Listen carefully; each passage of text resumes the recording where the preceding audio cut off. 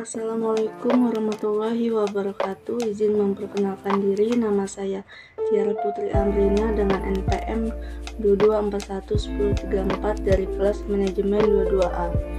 Di sini saya akan menyampaikan materi kelima, yaitu tentang manajemen modal kerja. Di sini saya akan menjelaskan pengertian dari manajemen modal kerja.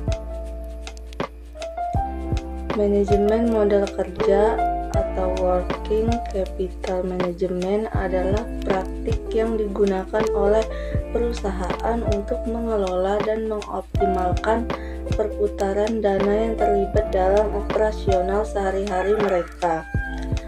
Modal kerja adalah perbedaan antara aset lancar atau aset yang bisa diuangkan dalam jangka pendek dan kewajiban lancar atau hutang yang harus dibayar dalam jangka pendek. Praktik manajemen modal kerja bertujuan untuk memastikan bahwa perusahaan memiliki cukup dana untuk menjalankan operasionalnya tanpa kekurangan dana ataupun menumpuknya terlalu banyak modal kerja yang tidak produktif. Selanjutnya, perbedaan antara aset lancar dan kewajiban lancar. Aset lancar atau current asset adalah aset yang dimiliki oleh perusahaan yang dapat dengan cepat diubah menjadi uang tunai atau digunakan dalam operasional dalam jangka waktu 1 tahun atau dalam siklus operasional normal perusahaan. Contoh aset lancar mencakup kas, piutang usaha atau tagihan yang harus dibayar oleh pelanggan, persediaan barang jadi atau barang yang disimpan untuk dijual, investasi jangka pendek, dan aset lancar lainnya yang dapat diubah menjadi uang tunai dalam jangka pendek. Fungsi aset lancar digunakan untuk menjalankan operasional sehari-hari perusahaan. Mereka membantu dalam membayar operasional pembelian, persediaan tambahan, dan pemenuhan kewajiban lancar.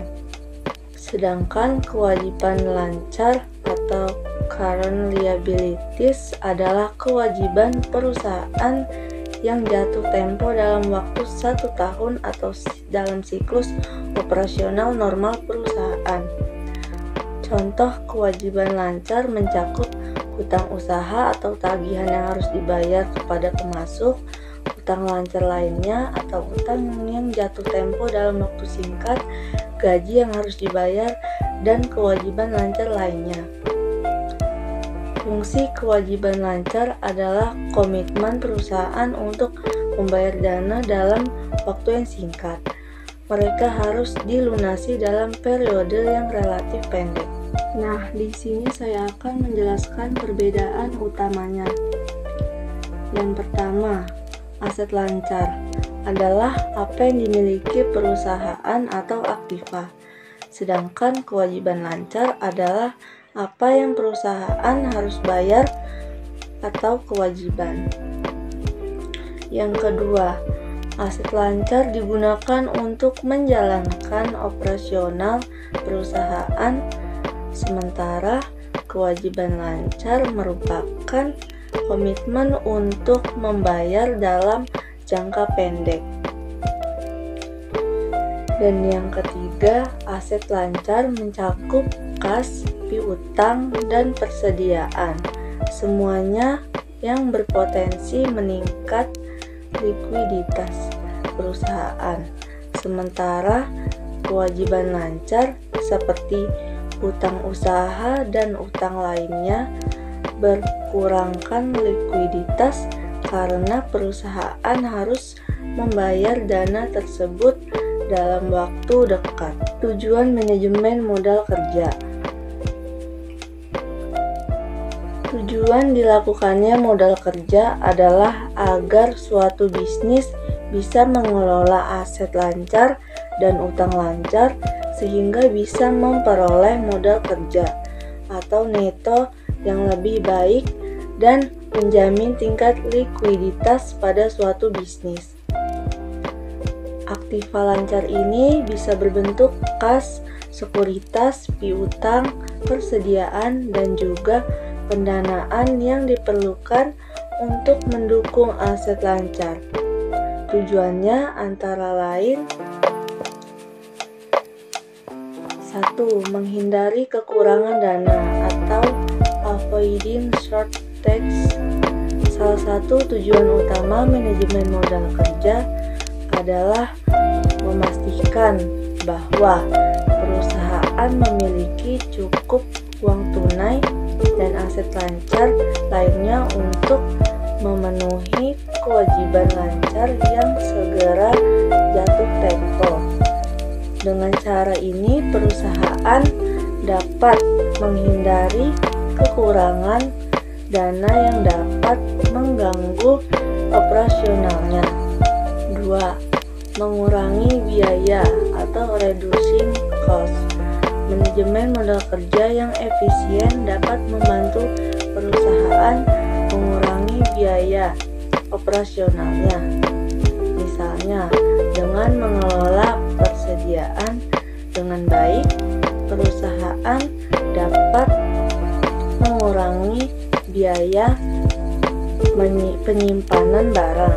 Selain itu, manajemen yang baik dari kewajiban lancar dapat membantu mengurangi biaya bunga atas utang. 3. Meningkatkan efisiensi operasional atau improving operational efficiency. Mengelola aset lancar dengan efisien seperti meningkatkan periode koleksi tagihan piutang usaha atau mengurangi periode penyelesaian persediaan dapat meningkatkan perputaran modal kerja. Ini berarti perusahaan menggunakan dana dengan lebih efisien, yang pada gilirannya dapat meningkatkan profitabilitas. 4. Optimalkan laba bersih atau maximizing net profit. Dengan menjaga modal kerja yang sehat, perusahaan dapat memaksimalkan penggunaan asetnya dan akibatnya meningkatkan laba bersih. Modal kerja yang optimal memungkinkan perusahaan memaksimalkan pendapatan dan mengurangi biaya. 5. Meningkatkan kendalaan finansial atau enhancing financial reliability. Dengan mempertahankan modal kerja yang sehat, perusahaan dapat menunjukkan keandalan finansial kepada pemangku kepentingan seperti investor, kreditur, dan mitra bisnis. Ini dapat meningkatkan reputasi perusahaan dan daya tariknya dalam mendapatkan pendanaan atau bermitra. Selanjutnya, konsep modal kerja. Aset lancar atau current asset. Aset lancar adalah semua aset yang dimiliki oleh perusahaan yang dapat dengan mudah diubah menjadi uang dalam 1 tahun atau dalam siklus operasional normal. Ini termasuk kas, piutang usaha, persediaan barang jadi, dan investasi jangka pendek. Kemudian kewajiban lancar atau current liabilities. Kewajiban lancar adalah semua kewajiban yang harus dibayar dalam waktu 1 tahun atau dalam siklus operasional normal. Ini mencangkup utang usaha, utang lancar lainnya, dan kewajiban lain yang segera jatuh tempo. Kemudian modal kerja bersih atau net working capital. Modal kerja bersih adalah selisih antara aset lancar dan kewajiban lancar. Perputaran modal kerja atau working capital turnover. Perputaran modal kerja adalah rasio yang mengukur sejauh mana perusahaan mengubah modal kerja menjadi penjualan. Siklus kas, cash cycle. Siklus kas menggambarkan berapa lama perusahaan perlu mengikat dana dalam proses produksi dan penjualan sebelum menerima pembayaran dari pelanggan. Selanjutnya, kebijakan persediaan atau inventory policy. Perusahaan harus memiliki kebijakan yang baik terkait jumlah dan pengelolaan persediaan. Demikian presentasi dari saya, maaf bila ada salah kata. Saya akhiri, wassalamualaikum warahmatullahi wabarakatuh.